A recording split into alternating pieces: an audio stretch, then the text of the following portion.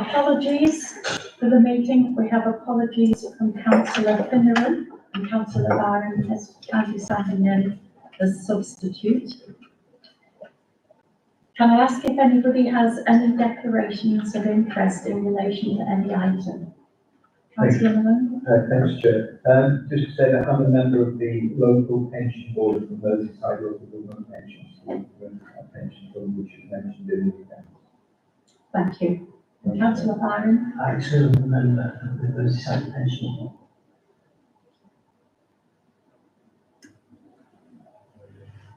Okay. If we can look at the minutes of the previous meeting, the last audit committee held on the 24th of May, can these be approved? Is everybody happy with the minutes? If that was yes. Approved. Thank you.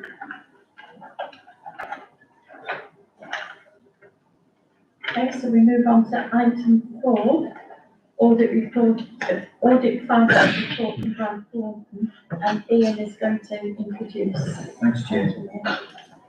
The authority's auditor, Grant Thornton, is required to report on the authority's 22-23 financial statements, and if in their opinion they give a true and fair view of the financial position for the year, and have been prepared in accordance with the relevant local authority accounting codes and standards. Although Grant Thornton have yet to complete their audit, they are confident that the current draft and qualified opinion will not change once the work is completed. Attached as Appendix A to the report is Grant Thornton's audit findings report for members' consideration. Sophia Iqbal from Grant Thornton will now present the report. Thank you. Okay. Yes, so the audit findings report summarises our work on financial statements audit for 2022-23. If I turn to page 13 of the report, that gives the headlines for the audit.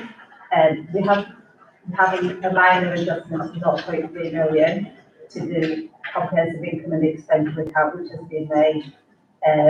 The report there lists some work that was outstanding. I can say that all the testing has been completed and with no issues identified. There is some work ongoing around floor plans, which the authority is doing, and we are also waiting for the pension fund letter from the Merseyside Pension Fund. Just going over the page to value for money. Although the value for money report isn't due yet, the work is ongoing and it should be ready for the next audit committee. Just then going through to page 17 of the pack, that shows the materiality. As you can see, we haven't changed materiality from planning. It still remains at 2% of gross expenditure. The next few pages look at the significant risks we've identified. The management override of controls, we've completed our work and we've not identified any issues. The following page looks at revenue and expenditure risk. Again, although that says our testing, our work is ongoing, the work is now complete and we've no issues to report. We also look at valuation of land and buildings. There is some work ongoing in that area around floor plans, so we will complete that and issue another audit findings report. Our work on pension fund is just waiting for the pension fund auditor to confirm. The following pages look at the estimates that the authority uses. These are the key estimates, so include land and building valuations, the pension fund surplus, and there's nothing to report on there. On page 24 of the pack, we've looked at the information technology systems in place, and we have identified a finding where I think it's the authorisation levels, but with no issues to report on there, but we just flag that up. Following on page 25, these are just other matters we're required to report. The only thing I'd like to point to that section is we've asked for additional representation on the representation letter around valuation of assets under construction. And following on, there are no other issues that we've identified.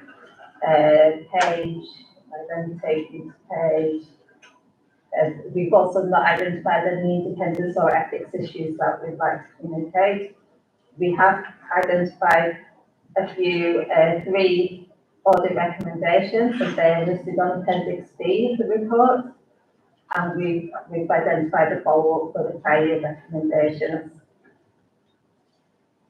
In Appendix D, there's also the adjustments that have been made to the main statements. As I said, there were only 2 adjustments. One was on the pension fund, where the local government pension scheme was an asset, and the firefighters pension scheme was liability, so we've just separated that in the balance sheet. Then there's only been 2 minor disclosure adjustments. And then following on from there are details of our fees. As Ian said, we are still hoping to issue an unqualified opinion. Let's take any questions. Councillor Murphy. Thanks. Could I just ask a question? I know you've identified the problem with the floor plans, and I know that work has been done on that. But it states that some are still not accurate.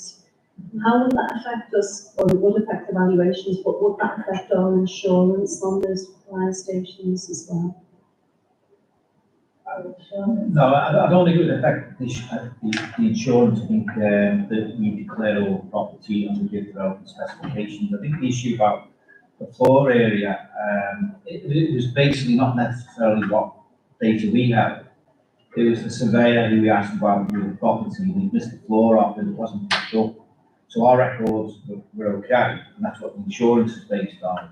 It was just that the valuer had missed, it sounds crazy, but missed the floor off when they assessed the value, and that was picked up in the last exercise we did for 22-23. So insurance, the information sent is accurate, and the premiums therefore are accurate.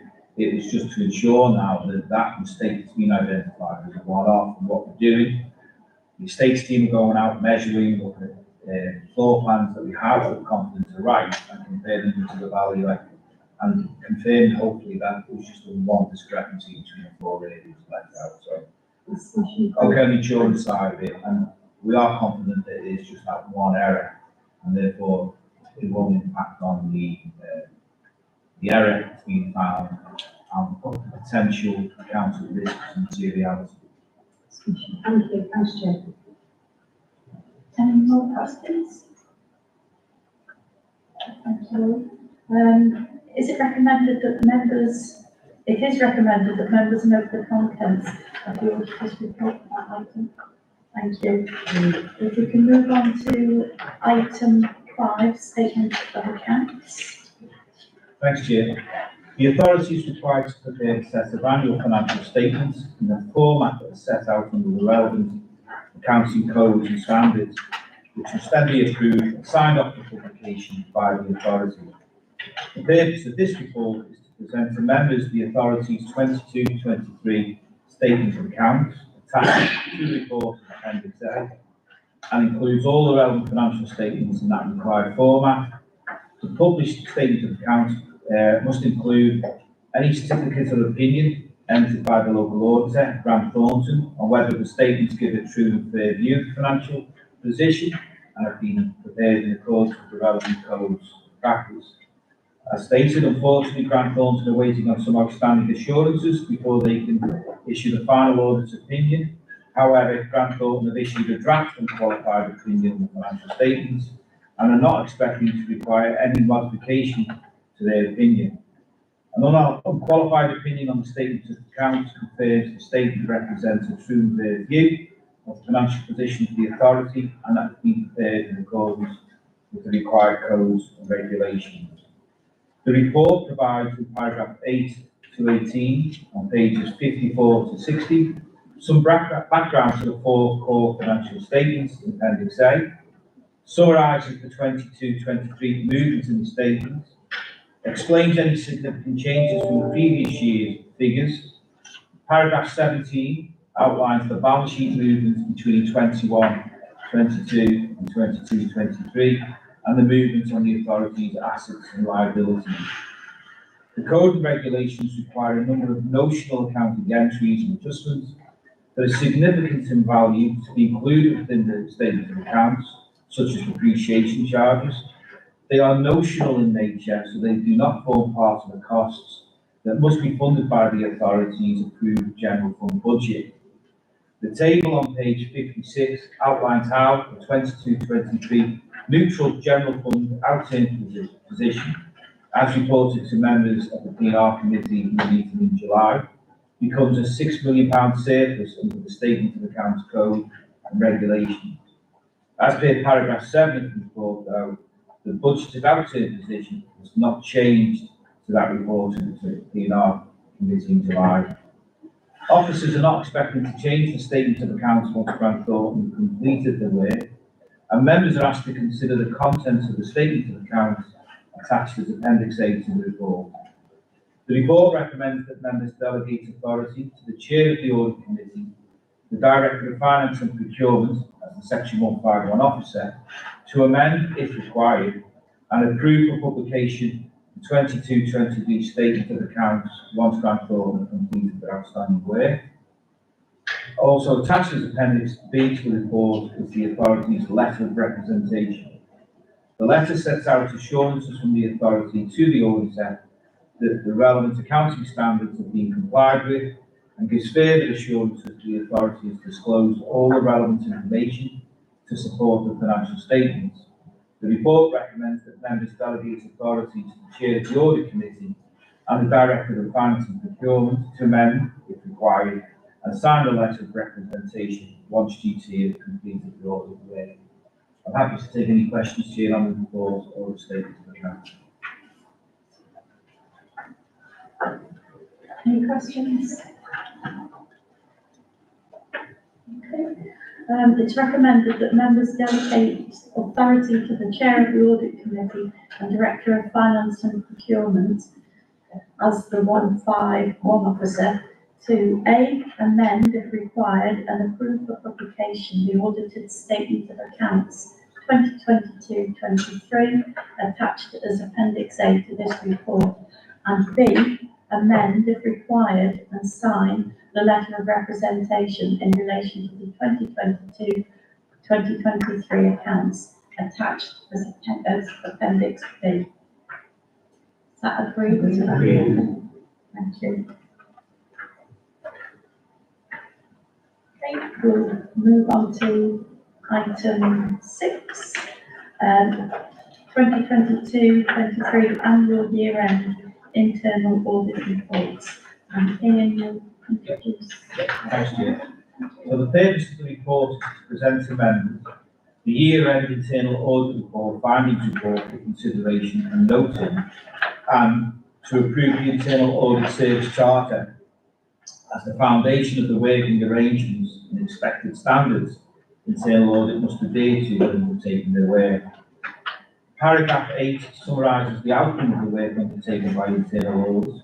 Overall, internal audit's opinion was that they could provide substantial assurance that the system of internal control in place of the authority accords with proper practice, and that internal audits are not aware of any significant control weaknesses. Melanie Dexter, the authority's lead internal auditor, is here today to take members through the internal audit year-end report attached as Appendix A. So I'll pass you over to Melanie now.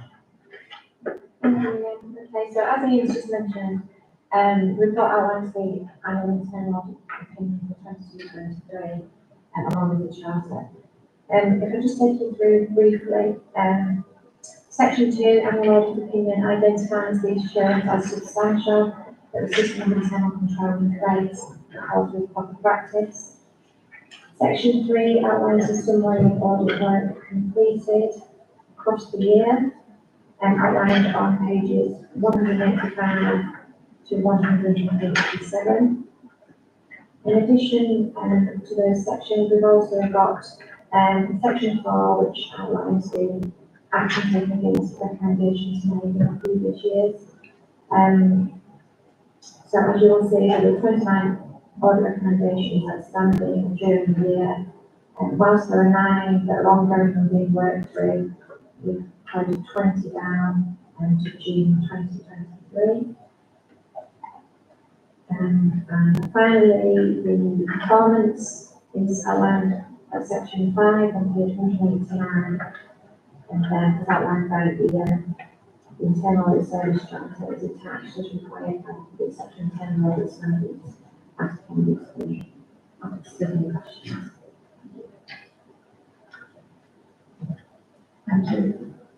Has anybody got any questions? Thank you, councillor Major, just one question if that's okay. Item 3.9, the walk through the conveyance of flow. When will this be implemented?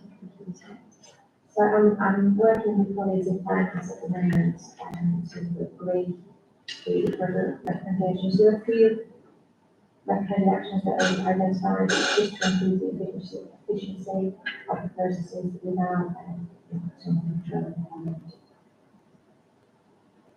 We expect there's quite a bit of paper flow Yeah, and duplication, so without prejudging the outcome, what we expect is some recommendation around removing that paper flow, double entry of data, and making the flow a lot more efficient.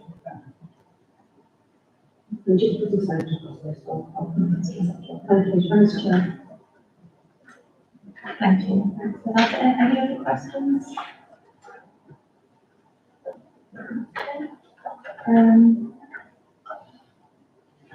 It's recommended that members note the contents of the report and approve the proposed internal audit service charter attached as Appendix B as the foundation of the working arrangements and expected standards of internal audit must adhere to when undertaking their work.